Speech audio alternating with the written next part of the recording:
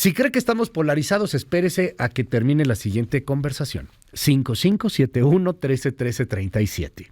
5571-131337. WhatsApp abierto absolutamente para todo el mundo. Sabe que se vale. Aquí recibimos todos los mensajes, los vemos en tiempo real. Y es que vamos a platicar de la reforma electoral, que parece que lo de menos es la misma reforma electoral. Hay más social, hay más cosas políticas en medio de todo esto. De entrada, durante la conferencia matutina de ayer, el presidente se lanzó y le subió 2-3 rayitas a la bronca que hay con el INE. Esto fue lo que dijo.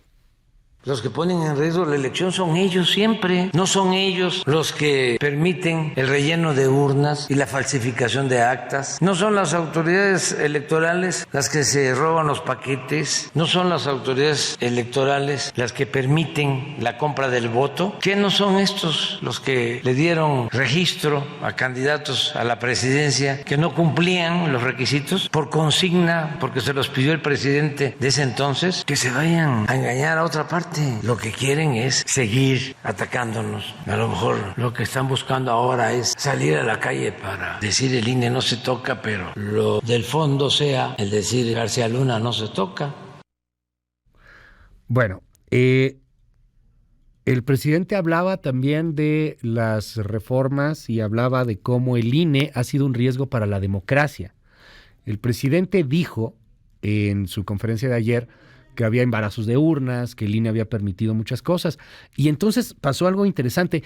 Los consejeros del INE, los 11, responden al presidente, pero particularmente Carla Humphrey y Ubique Espadas, que digamos son políticamente más afines al espectro de la 4T, retan de alguna u otra manera a López Obrador a demostrar que en la era del IFE y del INE han pasado estas cosas. Escuche.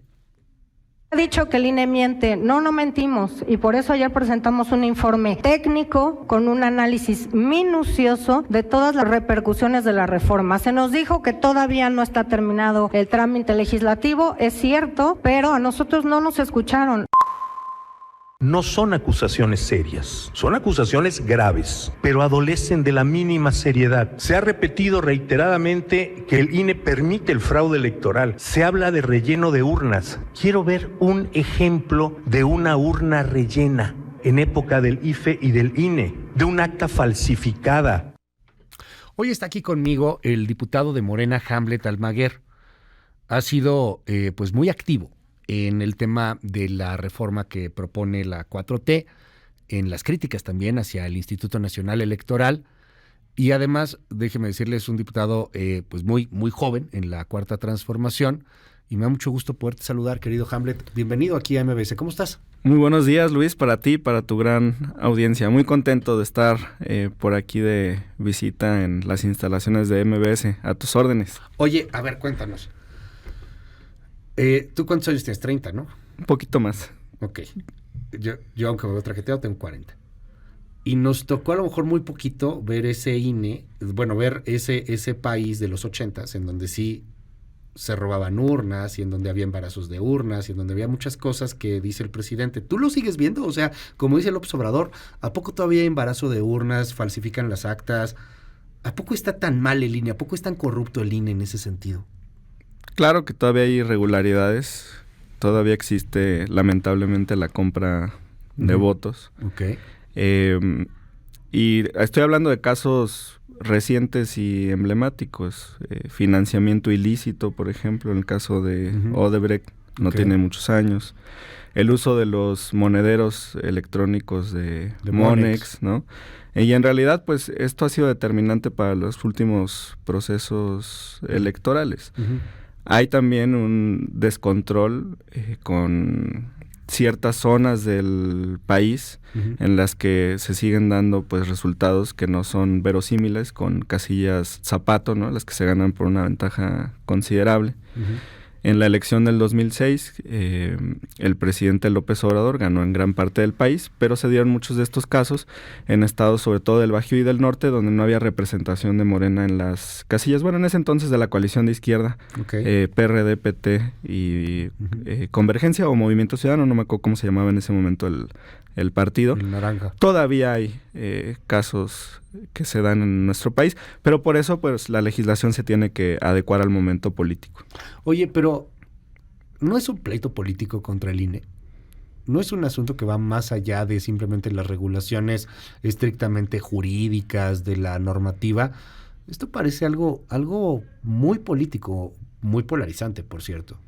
Fíjate que a mí me gustaría centrar el debate en los aspectos constitucionales, porque en sus declaraciones, Lorenzo Córdoba y Ciro Murayama parecen estar muy preocupados por conservar los contratos millonarios de arrendamiento de módulos del Instituto Nacional Electoral. El INE paga 700 millones de pesos al año en renta de módulos. Ajá. Nosotros desde el inicio de la discusión del Plan B adelantábamos nuestra propuesta para que estos módulos pudieran ubicarse en zonas, en inmuebles que son normalmente visitados por los ciudadanos. No es cierto que se esté tratando de enviar los módulos a las oficinas de gobierno. Lo que dice el texto es inmuebles del dominio público. Tú eres abogado. El dominio público implica todas las propiedades que son del Estado mexicano en sus distintas esferas e instituciones. Estamos hablando de universidades públicas, particularmente a mí me gustaría que los módulos estuvieran en las preparatorias. Yo soy de Jalisco. La Universidad de Guadalajara tiene más de 140,000 estudiantes registrados y creo que el principal mercado de afiliación de votantes es cuando uno cumple 18 años. Okay. Y esa etapa es precisamente cuando uno está cursando la preparatoria. ¿Por qué no poner los módulos en las prepas de la Universidad de Guadalajara, en las prepas de la UNAM, en las prepas de las universidades públicas o privadas de todo el país? Se han construido en las últimas 2 décadas ciudades judiciales donde se concentran los tribunales que tienen alto flujo de visitantes, ciudades administrativas, unidades también administrativas de los municipios en los que los ciudadanos van y hacen sus trámites de pago de luz, de agua, contratación de toda clase de servicios, pagos de impuestos. Ahí podría estar el módulo del INE. Nadie está diciendo que el módulo va a estar en la oficina del presidente municipal o del gobernador. Ok, o sea, pero que no estén en locales rentados, dicen ustedes. Carísimos. Esos son 700 millones al año. 700 millones al año en la renta de 900 módulos. Se están gastando casi $1 millón por local. Okay. Nosotros estamos solicitando... O sea, de aquí tú tendrías un ahorro de 700 millones de pesos. Solamente en eso. Ok. Es interesante el planteamiento. Sí. Dicen que se pueden robar los datos. O sea, que hay un tema más allá de los módulos que se pueden robar los datos personales. ¿Qué tanto influye o no la reforma? ¿Qué tanto dice o no la reforma en torno a los datos que tiene hoy el padrón del INE y que solamente en teoría tiene acceso el INE, pero lo tendría también el gobierno, la presidencia de la República, algún otro organismo? Bueno, primero, esos datos ya están en propiedad de los bancos, por ejemplo.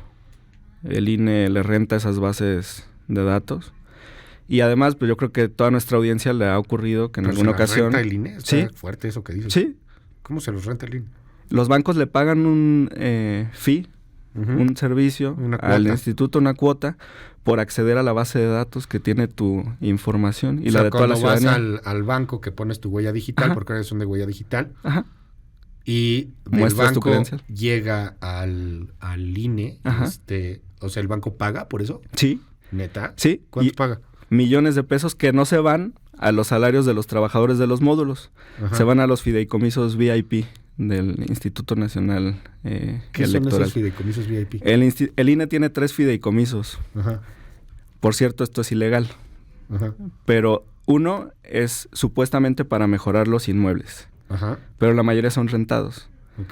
Otro es para la compra de instrumentos tecnológicos, como computadoras y demás. Que son necesarios. Y el tercero, muy importante, que es al que le depositan más, 1,500 millones de pesos le depositaron en 4 años, es el cochinito para el retiro dorado de los consejeros y altos funcionarios del INE.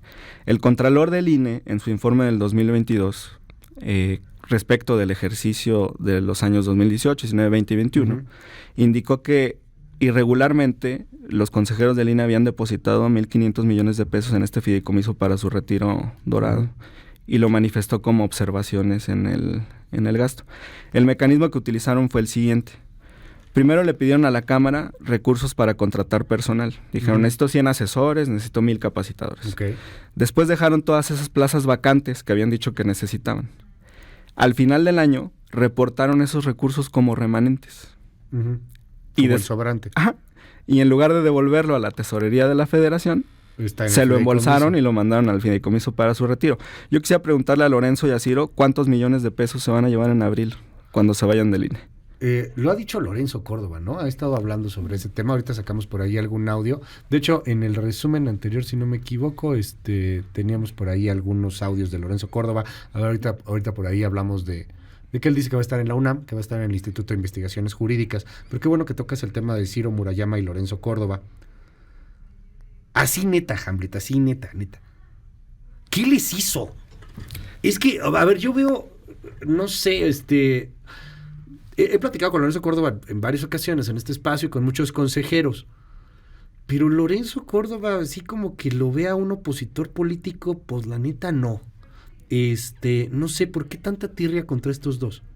No, bueno, son quienes controlan el Instituto Nacional Electoral y nosotros no estamos en contra de las personas, sino en contra de un modelo de privilegios. Uh-huh. Un modelo que plantea la desigualdad como un derecho. Ajá. No pelean por los salarios o los beneficios para los trabajadores de los módulos, pelean por sus fideicomisos dorados, pelean por sus prerrogativas multimillonarias.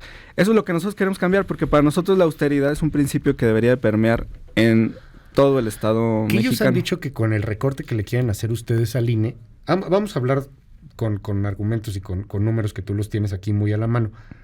¿Cuánto es el presupuesto hoy del INE? ¿Cuánto quiere? ¿O cuánto le dieron para este 2023? 20,000 millones. 20,000 millones. ¿Cuánto le quieren dar?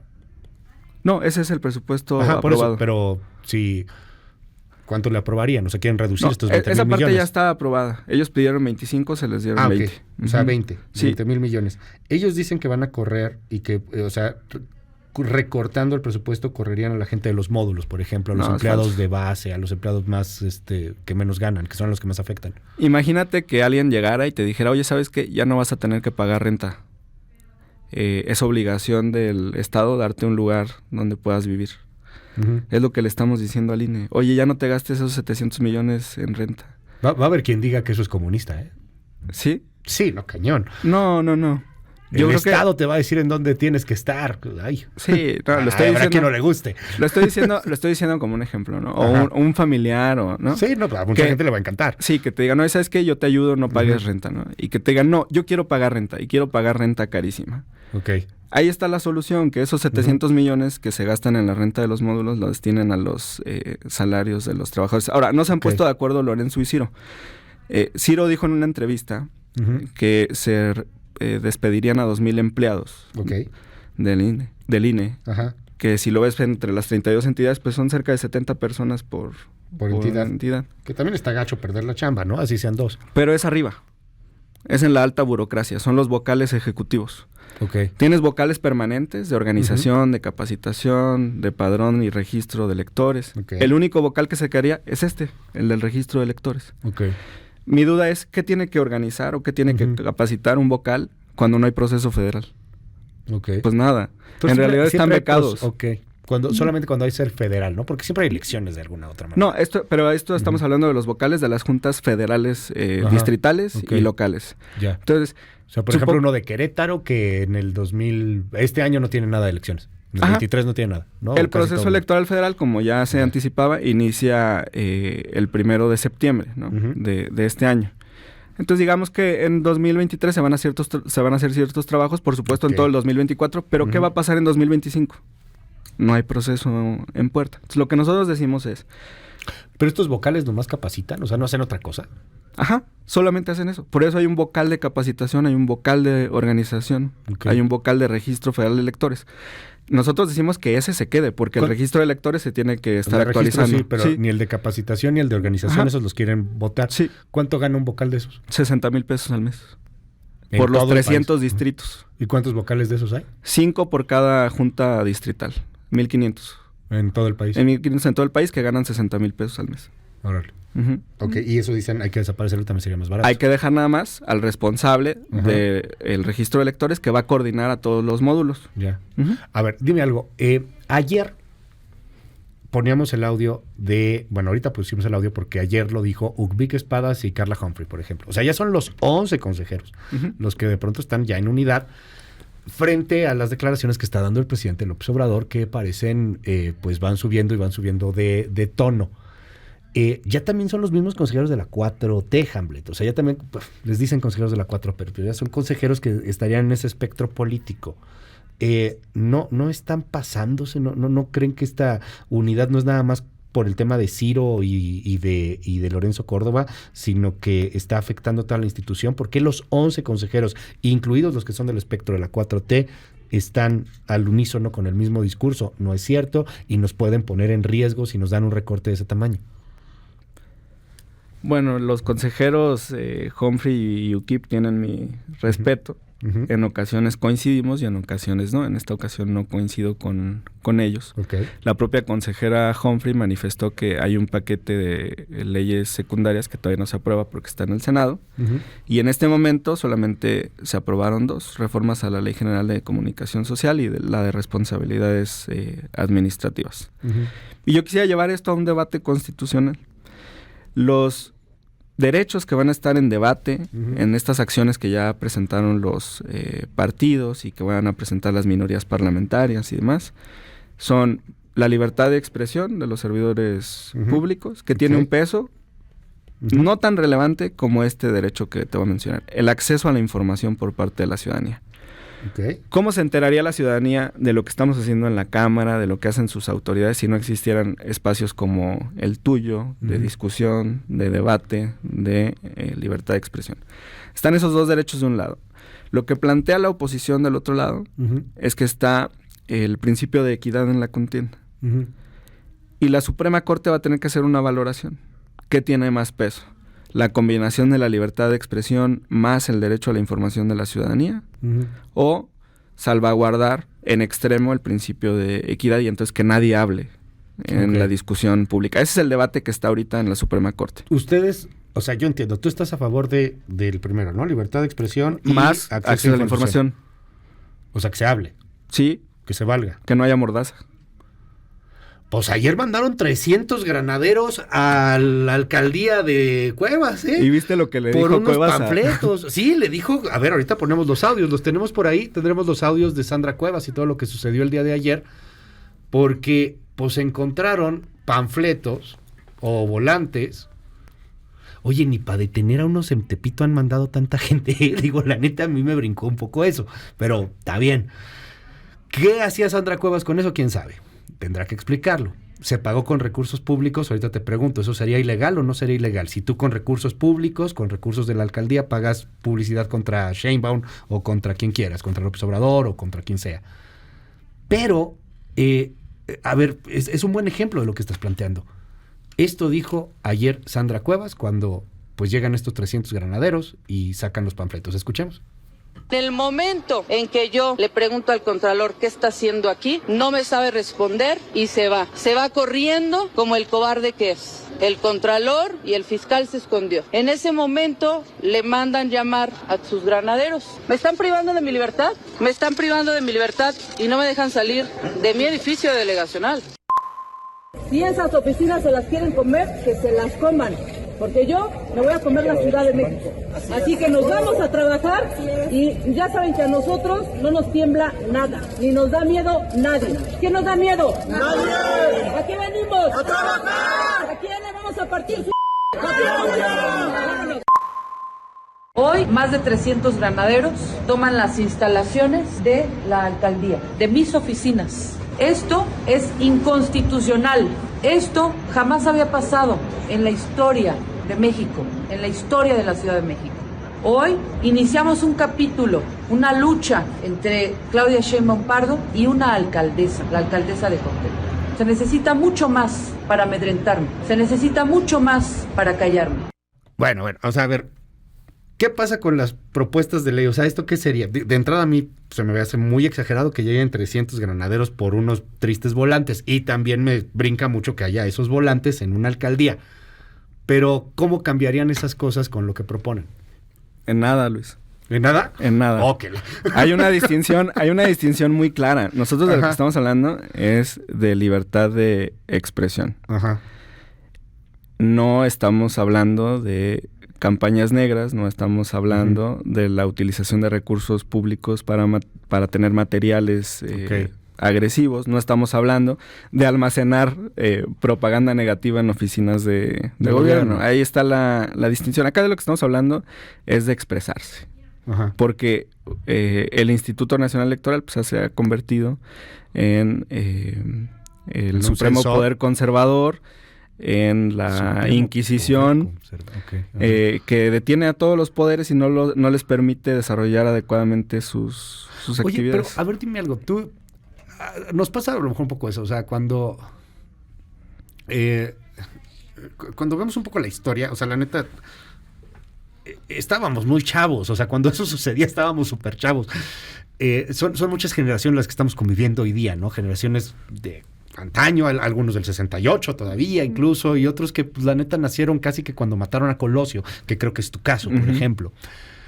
Es que esta bronca, la izquierda y López Obrador y todos ellos decían lo contrario, o sea, cuando Fox se metía al tema, híjole, sacaban todo contra Fox, y por qué te metes, y por qué meten la mano a la elección, y cada que perdían, o bueno, hoy quieren decirles, hacían fraude en 2006, cuando lo de Calderón, tenía que venir una reforma electoral brutal para que el Estado no metiera las manos, para que los políticos y los gobernantes y los alcaldes y los diputados no metieran las manos en el proceso y no hablaran a favor de tal o cual candidato. Y ahora que ya tienen el poder lo quieren cambiar, Hamlet.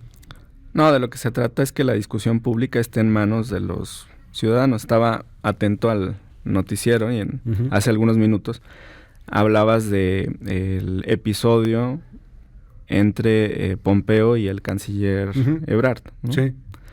Una de las críticas era si había o no compartido información sobre esas negociaciones. Hoy hay una restricción de parte de las autoridades electorales que no permite estar divulgando de manera continua qué es lo que se hace como autoridad, y precisamente eso afecta el ejercicio del derecho a la información. Pero, o sea, es que lo que prohíben es que hagan como propaganda de eso, ¿no? Que digas qué estás haciendo. Que presumas. Sí, que digas qué estás haciendo. A un grupo selecto de morenistas, el INE nos inició procedimientos. ¿A ti también? Sí, por haber estado un domingo en una plaza pública de Inhábil de Coahuila. ¿En qué andaban apoyando a Verdeja o a Guadiana? No, todavía no era nada de eso. Fue el año pasado.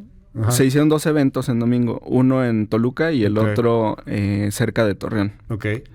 Y el instituto, bueno, pues empezó a verificar quién había estado presente. E incluso prohibieron que Morena desarrollara eventos similares con su militancia, que son trabajos meramente organizativos. Sí, o sea, estos que eran los destapes, ¿no? No, porque todavía ni siquiera había... Pero ahí fue cuando ni precandidatos ni aspirantes. Marcelo, ¿cuál era? Fíjate que Marcelo tenía COVID y no fue a Coahuila. Sí estuvo Sheinbaum, estuvo Monreal.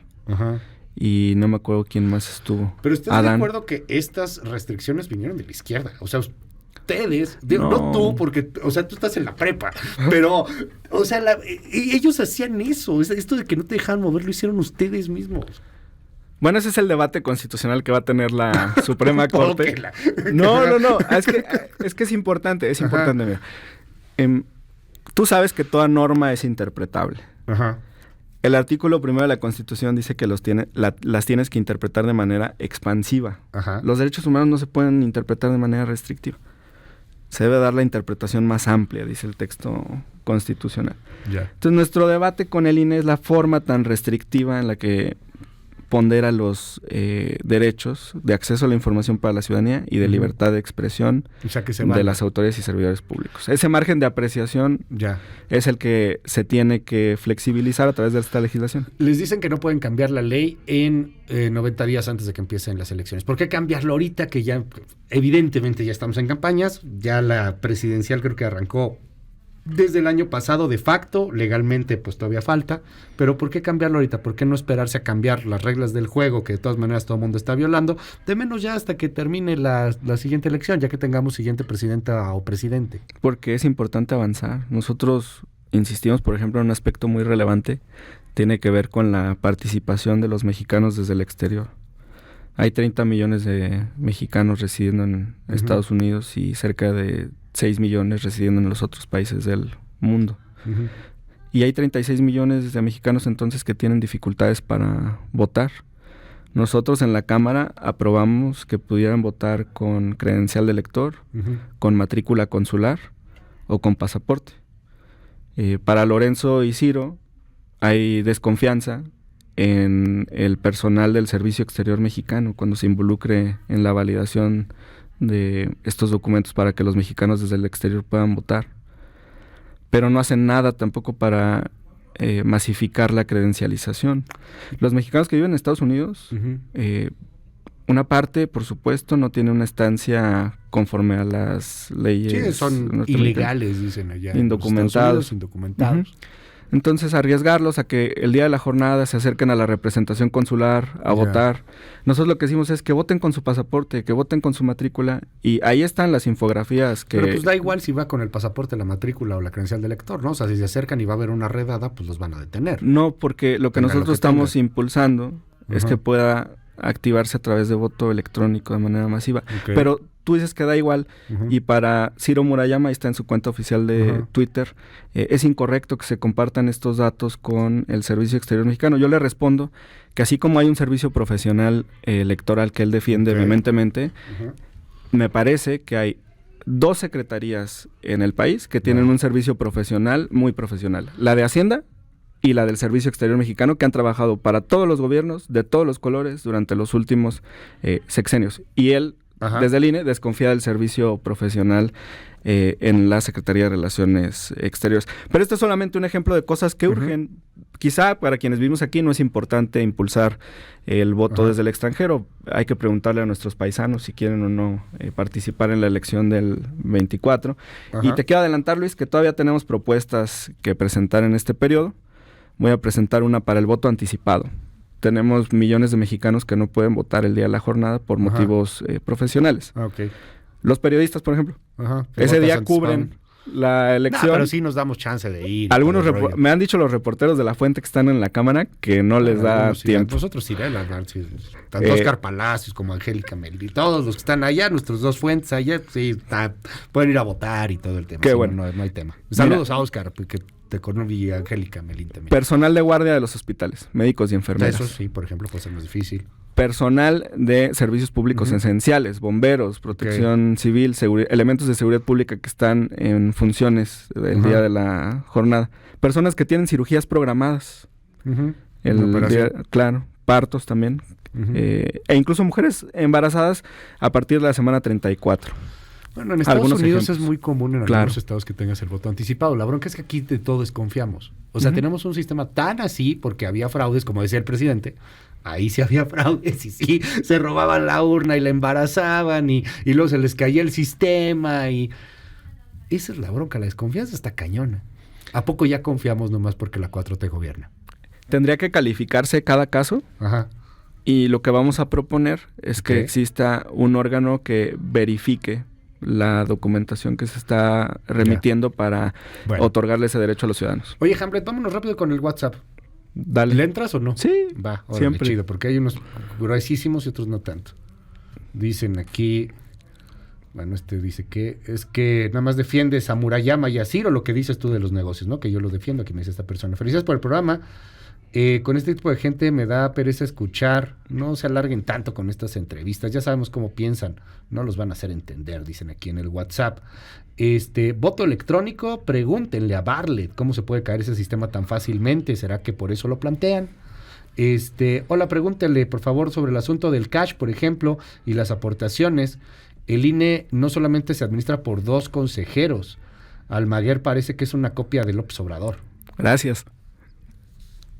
Pues sí, digo, no creo que se vaya a ofender él de que le digas algo así. Qué gran es un honor. México muy polarizado, ¿Por qué no creamos un nuevo órgano que ya no sea el INE? Eso queríamos hacer con el INEC. Pero no es mejor construir, o sea, volver a hacer de cero. No, hay que construir, hay que construir. ¿De dónde salió esta persona que estás entrevistando? Estamos con el INE. De échale la un ojo Cámara. a Almaguer, va a haber diputado federal hoy día. ¿En dónde estuvo el fraude? Dicen aquí. Hablan del personal que no vota por sus actividades y así terminaron por votar millones por López Obrador.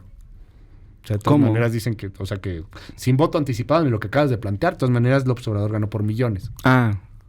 No, pero es un derecho universal, hay que facilitarlo. Fíjate, qué triste que un joven como Hamlet Almaguer tenga tan lavado el cerebro y que diga, y que mejor él diga cuánto gana él. A mí no me parece inteligente. 75,000 pesos al mes.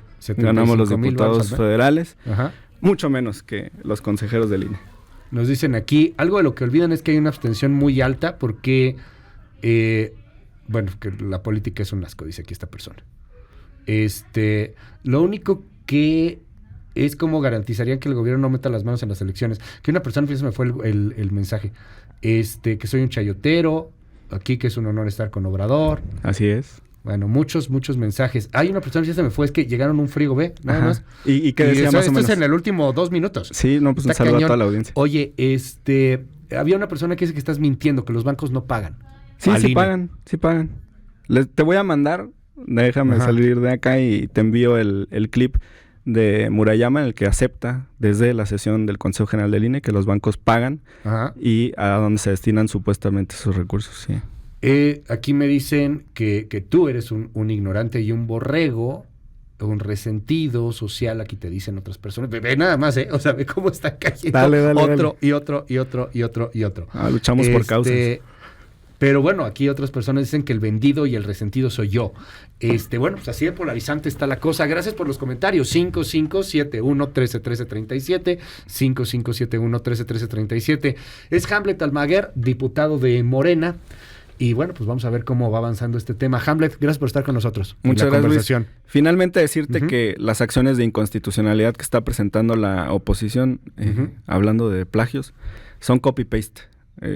Están usando un machote y son los mismos argumentos. Entonces, son 4, 5, 6, 7 acciones de inconstitucionalidad, pero son los mismos 3 argumentos. Entonces, la Corte los va a acumular y esperemos que se resuelva pronto. Ya Krill dijo que va a solicitar atención prioritaria a este asunto.